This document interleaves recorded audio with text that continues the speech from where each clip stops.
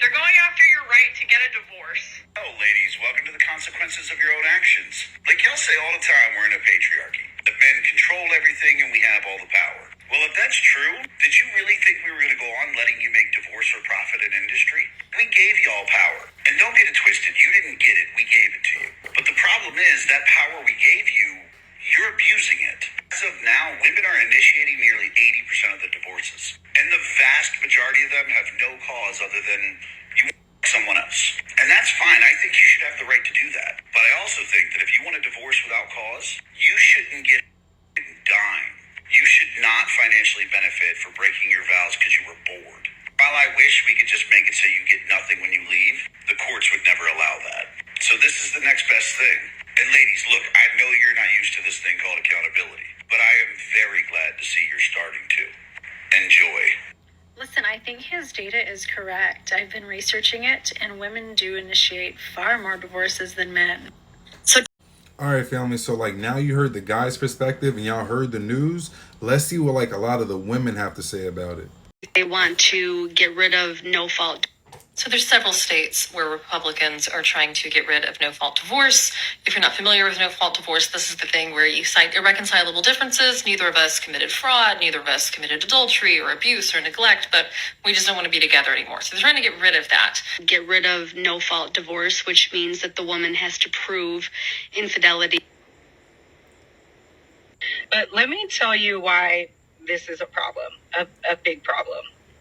As someone who just went through a very high conflict, 6-figure divorce in the state of Texas that was allegedly no fault, despite that there was infidelity involved that no one seemed to give a shit about. Did you hear what I just said? It was a no fault divorce. That means you're supposed to just split up the assets 50-50, right? Figure out what's going to happen with the kids. Like, it shouldn't cost 6 figures, right? Divorce is expensive. The only people who actually win in these situations are the attorneys, right? But what happens if you actually have to prove infidelity as a basis to be able to get a divorce?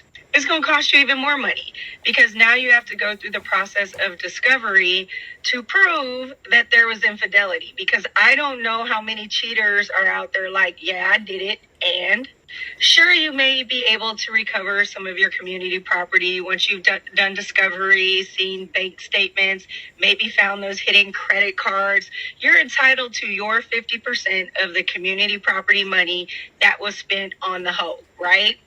But it's probably gonna cost you just as much to find out how much was spent on the hoe by having to do discovery. So you're not really gonna get anything out of it anyways, potentially.